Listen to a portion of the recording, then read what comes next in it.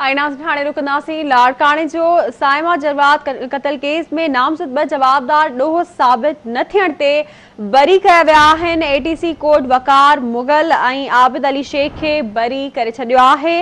शाहिदी न मिलण ऐं मेडिकल रिपोर्ट साबित न थियण ते जवाबदारनि खे बरी कयो वियो आहे। साइमा जरवार जे वालिद जी फरियाद ते हैदरी थाणे ते केस दाख़िल करायो वियो हो।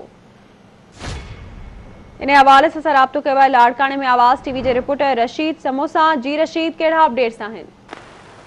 जी बिल्कुल संजा, साइमा जरवार वारे केस की बुधनी दहशतगर्दी टोड़ अदालत में अॼु थी ऐं केस में शाहिदियूं न मिलण ऐं मेडिकल रिपोर्ट में साबिती न मिलण ते अदालत ॿिन्ही जवाबदारनि वकार अली मुगल ऐं आबिद अली शेख खे बरी करे छॾियो आहे। ऐं साइमा जरवार केस संदसि पीउ जे नसीम अमन जरवार जी फरियाद ते हैदरी थाणे ते केस दाख़िल थियो हो। जे गुनाह नंबर 2018-39 तहत दाख़िल थियो वियो। फरियादी जे मौक़िफ़ अख़्तियार कयो हो त साइमा जरवार के अगवा करण बाद खेस जगह में वठी जिनसी ज्यादती की कोशिश करे खेस कत्ल करे छॾियो आहे।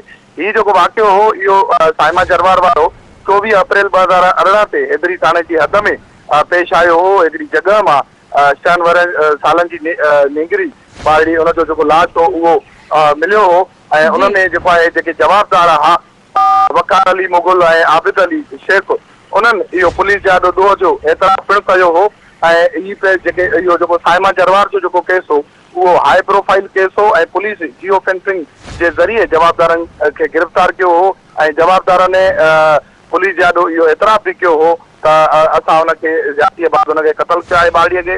ऐं अॼु हुन केस जी जेकी ॿुधणी दहशतगर्दी टोड़ अदालत में जेकी साइमा जरवार जे केस जी ॿुधणी उन्हनि ॿिन्ही जेके नामज़द जवाबदार आहिनि उन्हनि जेको आहे के अदालत में पेश कयो वियो, जिते हू न ते जेके आहे साबिती न थियण ते ॿई जेके जवाबदार आहिनि उहे बरी थी विया आहिनि। जी ठीक है रशीद, बड़ी मेहरबानी अवां जी आगाह करण लाइ।